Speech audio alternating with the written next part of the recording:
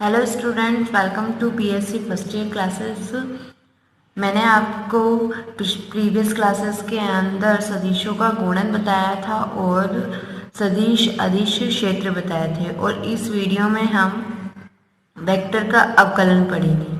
और वेक्टर का अवकलन मानते हैं कि कोई गतिमान कण है, कोई एक गतिमान कण है जो कि आपके पी बिंदु से क्यू बिंदु की ओर जाते हैं। पी बिंदु पर वो टी समय पर है, जिस पर उसकी स्थिति सदिश जो होगी वो आर वेक्टर है, तथा कुछ डिस्टेंस तय करके कुछ समय बाद वो डेल टी समय बाद वो क्यू बिंदु पर आ जाता है, और वहाँ पर उसकी स्थिति में परिवर्तन आ जाता है डेल आर वेक्टर, और क्यू बिंदु पर उसका जो स्थिति सदिश होगा वो क्या हो जाएगा, उसकी पहली स्थिति सदिश प्लस उसकी स्थिति में जितना परिवर्तन हुआ है वो r vector plus del are vector, और उसके समय में कितना परिवर्तन हो जाता है टी प्लस डेल टी समय हो जाता है।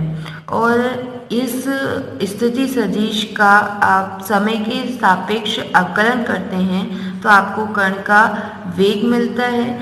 स्थिति सदिश का समय के सापेक्ष क्या करना है, आपको अवकलन करना है। क्या करना है, अवकलन करना है, तो आपको क्या मिलेगा, कण का वेग सदिश मिलता है। और इसे आप निम्न प्रकार से व्यक्त कर सकते हैं, D are vector by D T equals to limit del T tends to 0 del are vector by del T equals to आ जाएगा आपका वी वेक्टर। यहाँ पे वी वेक्टर मैंने वेग सदिश को बताया है। इसको इक्वेशन नंबर 1 दे देंगे।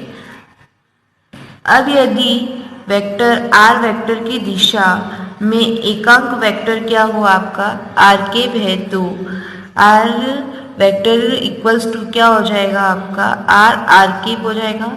तब वी वेक्टर इक्वल्स टू हो जाएगा d are vector by D t equal d r r के बाय डी टी। यहाँ पर आप डिफ्रेंशिएशन कर देंगे इनका, d r by D t, r cap को कांस्टेंट रखेंगे प्लस आर को कांस्टेंट रख के अब आप आर केप का डिफ्रेंशिएशन कर देंगे d r cap by D T.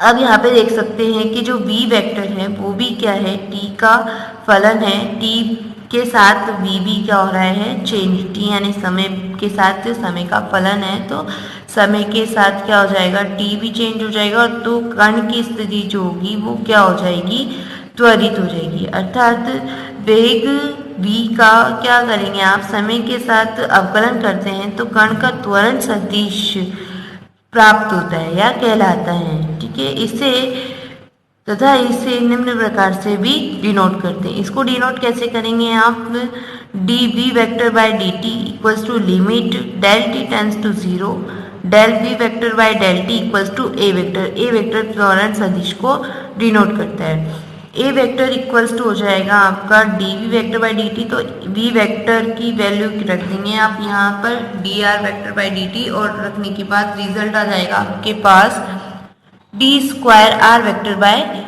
D T square. अब आर वेक्टर की जो वैल्यू होगी वो क्या हो जाएगी, स्थिति सदिश है तो स्थितियाँ बताएंगे अपन इसके अंदर, एक्स आई के प्लस वाई जे के प्लस जेड की केप। तो यहाँ पर आपके जो वी वेक्टर होगा वो हो जाएगा आपका I cap D X by D T plus J cap D Y by D T plus K cap D Z by D T.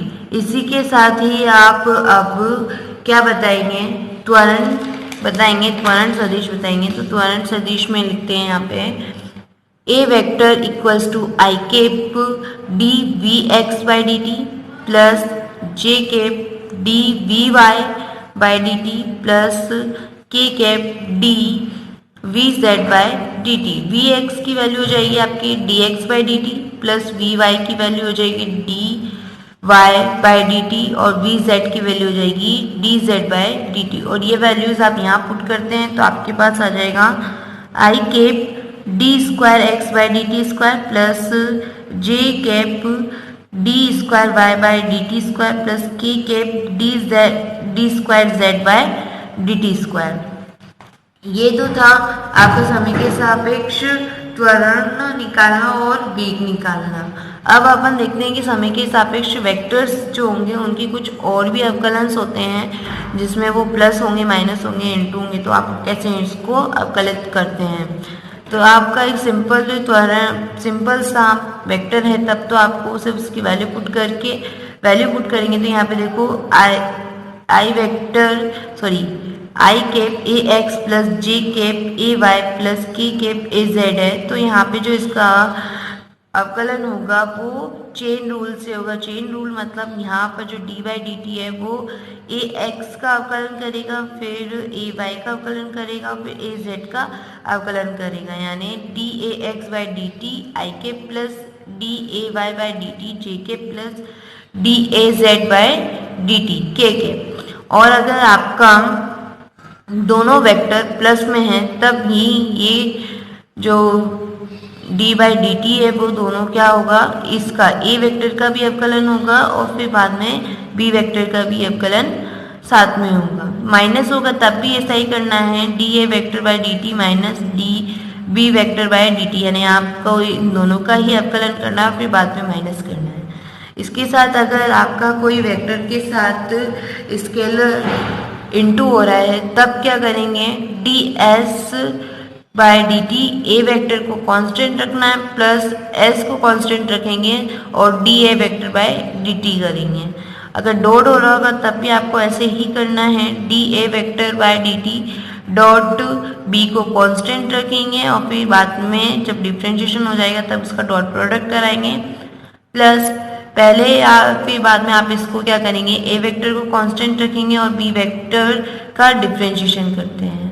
Cross में भी आपको ऐसे ही करना है, पहले ए वेक्टर का डिफ्रेंशिएशन करना है और फिर बाद में बी के साथ क्रॉस मल्टीप्लाई करेंगे प्लस ए वेक्टर का क्या करेंगे आप कांस्टेंट रखेंगे और फिर बी वेक्टर के डिफ्रेंशिएशन के साथ इसका क्रॉस प्रोडक्ट करते हैं।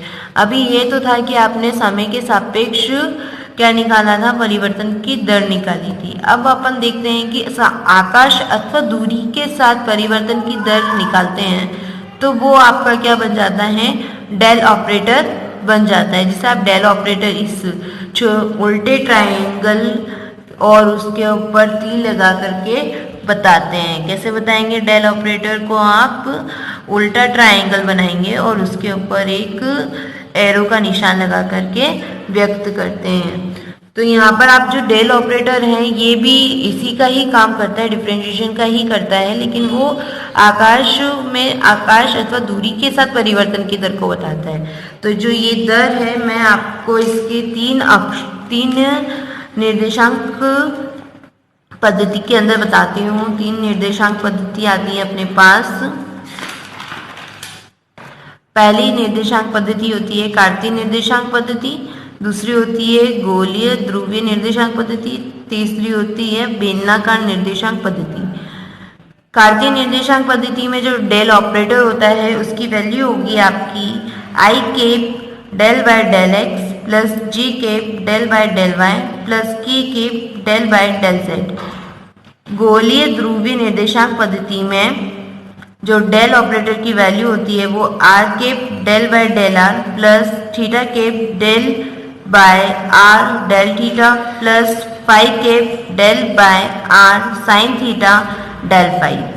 तथा बेलनाकार निर्देशांक पद्धति में इसकी जो वैल्यू होगी वो होगी del vector equals to r cap del by del are plus theta cap del by r del theta plus J cap del by z cap del by del z. Okay, स्पष्ट है कि जो del vector है एक vector operator है जो scalar पर operator करने पर एक वेक्टर प्रदान करेगा। यानी आपका अगर यहाँ पे देखेंगे तो यहाँ पर सबके साथ क्या है, डायरेक्शंस यानी एकांक सदिश लगे हुए हैं। इसका मतलब ये क्या है, वेक्टर ऑपरेटर बताएगा और किसी भी स्केलर पे अगर आप इसको ऑपरेट कराते हैं तो वो क्या बन जाएगा, वेक्टर बन जाता है। इसी के साथ मैं आपको अब डेल से रिलेटेड ही एक ऑपरेटर बताती हूँ जो कि स्केलर पे ऑपरेट कर रहे हैं। तो इसके बाद अपन लाप्लासियन ऑपरेटर पढ़ेंगे और लाप्लासियन ऑपरेटर डेल वेक्टर किसी स्केलर क्षेत्र की आकाश के सापेक्ष परिवर्तन की दर व्यक्त करता है। और यहाँ पे अपन ने डेल वेक्टर के बारे में तो मैंने आपको पहले भी बता दिया था कि आकाश और दूरी के सापेक्ष आपको परिवर्तन की दर बताता है। अब अपन क्या करेंगे, डेल वेक्टर को डेल वेक्टर से डॉट प्रोडक्ट करते हैं तो डेल स्क्वायर आता है और यह एक स्केलर ऑपरेटर है क्योंकि यहाँ से आपको एक स्केलर क्वांटिटी मिलेगी तो वो स्केलर ऑपरेटर हो जाएगा जिसे आप लाप्लासियन ऑपरेटर कहते हैं। कार्तीय निर्देशांक पद्धति में लाप्लासियन ऑपरेटर की वैल्यू निकालेंगे तो वो आ जाएगी आपके पास del vector dot del vector equals to del vector की आप वैल्यू रख देंगे I cap del by del X plus J cap del by del Y plus K cap del by del Z dot इधर भी value वही रखेंगे आप I cap del by del X plus J cap del by del Y plus K cap del by del Z और आपके पास इसकी value आ जाएगी del square equals to del square by del x square plus del square by del y square plus del square by del z square. यहाँ पर इसी प्रकार गोलीय ध्रुवीय निर्देशांक पद्धति में आप डेल की वैल्यू निकालेंगे तो वो डेल की वैल्यू आ जाती है आपके पास del square equals to 1 upon are square del by del R square del by del are plus 1 upon are square sine theta del by del theta sine theta del by del theta plus 1 upon are square sine square theta del square by del phi square. ये equation है आपकी गोलीय ध्रुवीय निर्देशांक पद्धति में Laplacian की equation होगी तथा बेलनाकार निर्देशांक पद्धति में लाप्लासियन की जो इक्वेशन होगी वो ये होगी del square equals to 1 upon are square del by del r del by del are plus 1 upon are square del square by del theta square plus del square by del z square. और ये तीनों ही equations आपको question में पूछा जाता है, सिर्फ नाम से पूछा जाएगा कि लाप्लासियन ऑपरेटर की कार्तीय निर्देशांक पद्धति में इक्वेशन लिखो या फिर लाप्लासियन ऑपरेटर की गोलीय ध्रुवीय निर्देशांक पद्धति में इक्वेशन क्या होगी या बेलनाकार निर्देशांक पद्धति में लाप्लासियन ऑपरेटर की इक्वेशन क्या होगी। तो आपको सिर्फ ये इक्वेशंस याद करनी होगी, ठीक है। इसके बाद आप एकांक त्रिज्य तथा स्पर्श अभिलंब वेक्टर द्विविमीय गति जैसे वृत्तीय गति में कण की स्थिति को समतल ध्रुवीय निर्देशांकों r थीटा में व्यक्त करना सुविधाजनक है। द्विविमीय गति जो होती है जिसमें दो ही डायरेक्शंस हो, दो ही अक्ष हो, उसमें आपकी जो गति होगी वह वृत्तीय गति होती है। उस वृत्तीय गति को आप समतल ध्रुवीय निर्देशांक में व्यक्त करते हैं तो ज़्यादा इजी होता है और सो आपके ध्रुवीय निर्देशांक होते हैं वो हो जाएंगे आपके r थीटा। तब किसी क्षण t पर कण का स्थिति सदिश क्या होता है, r वेक्टर होता है और इसकी जो द्विविमीय गति में इसके जो निर्देशांक होंगे वो क्या हो जाएंगे आई cap x plus J cap Y तथा यहाँ पर आप x और y के क्या रख देंगे, यहाँ पर डायग्राम से वैल्यू देख करके वैल्यू पुट कर देते हैं। यहाँ पर देखेंगे आप तो इसकी वैल्यूज जो होगी वो क्या हो जाएगी, यहाँ पर आपके पास है थीटा और ये x एक्सिस इधर की साइड में है और थीटा इसे ही यहाँ पर जुड़ा हुआ है तो यहाँ पर जो x की वैल्यू हो जाएगी वो क्या हो जाएगी r cos of theta plus j cap और y की वैल्यू क्या हो जाएगी आपकी r साइन थीटा हो जाएगी। और ध्रुवीय निर्देशांक पद्धति में स्थिति वेक्टर r वेक्टर के अनुदिश एकांक वेक्टर जो होता है r कैप उसको त्रिज्य एकांक वेक्टर कहते हैं तथा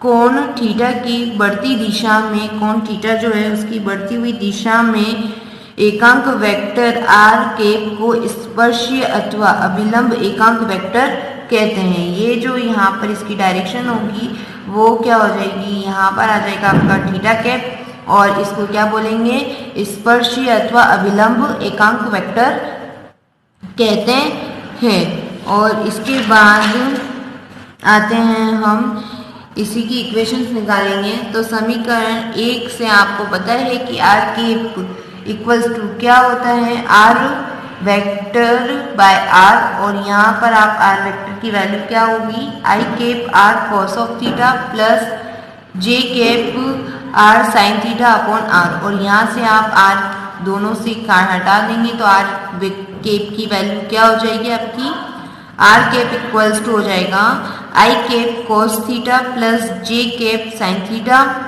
और स्पर्शीय एकांक वेक्टर की वैल्यू देखेंगे तो वो हो जाएगी theta cap equals to p a minus i cap plus p b j cap. यहाँ पर मैं आपको बता देती हूँ कि जो इसकी वैल्यू है वो कैसे आई है। यहाँ पर आप देख सकते हैं कि जो यहाँ P से A जा रहा है तो P से A इधर की साइड जा रहा है, माइनस डायरेक्शन में, माइनस I की डायरेक्शन में जा रहा है, इसलिए यहाँ पर p a minus i cap आया है, और B तो पॉजिटिव ही डायरेक्शन में जा रहा है Y की, तो यहाँ पर p b j cap positive है। ओके स्टूडेंट्स, तो यहाँ पर आप वैल्यू देख लेंगे, और यहाँ पर जो पी ए की वैल्यू होगी वो क्या हो जाएगी, cos pi by 2 minus theta, pi by 2 minus theta इसलिए है क्योंकि यहाँ पर आप देख सकते हैं कि जो ये थीटा है वो थीटा तो यहाँ पर है, आपको थीटा अंदर वाला चाहिए, तो कैसे निकालेंगे उसको। यहाँ पर आप भी ये देख सकते हैं कि कोई भी जो डायरेक्शन होती है वो वहाँ पर क्या बनाती है, आपका 90 डिग्री का एंगल बनाती है। अब यहाँ पे जो ये 90 डिग्री का एंगल है, इस 90 डिग्री के एंगल के अंदर ये आपके एंगल बटे हुए हैं, जो कि ये है, एक तो था आपका थीटा था, ठीक है, और आपको ये वाला फाइंड आउट करना है, तो क्या करेंगे, ये पाई बाय 2 में से इस थीटा को क्या कर देते हैं, माइनस कर देते हैं, तो ये यहाँ पे आ जाएगा, ये हो जाएगा पाई बाय 2 माइनस थीटा हो जाएगा। तो यहाँ पर आप देख लेंगे, और इस वाले कोण के साथ क्या लिखेंगे, कॉस थीटा, तो क्या आ जाएगा, यहाँ जो माइनस है वो तो आई का माइनस है, और ये पी ए की वैल्यू क्या हो जाएगी, cos pi by 2 minus theta I K plus sine pi by 2 minus theta J K, और थीटा केप की वैल्यू यहाँ से अपन जानते हैं कि जो आपका कोस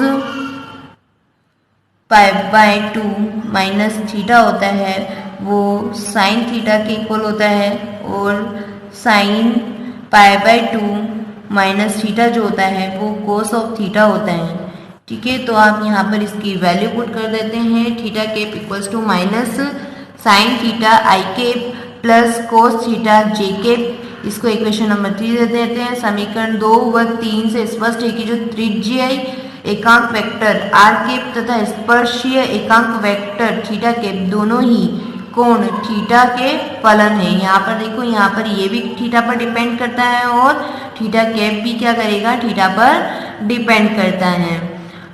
तो आप यहाँ पर ये दोनों क्या हो जाएंगे, थीटा के फलन हो जाएंगे। ओके स्टूडेंट्स, आपको ये एकांक वेक्टर्स के बारे में समझ में आया होगा, और आज का टॉपिक आपको क्लियर हो गया होगा। एंड अगर आपको मेरी वीडियो पसंद आई हो तो लाइक करें, कमेंट करें एंड शेयर करें। Thank you students for watching my video.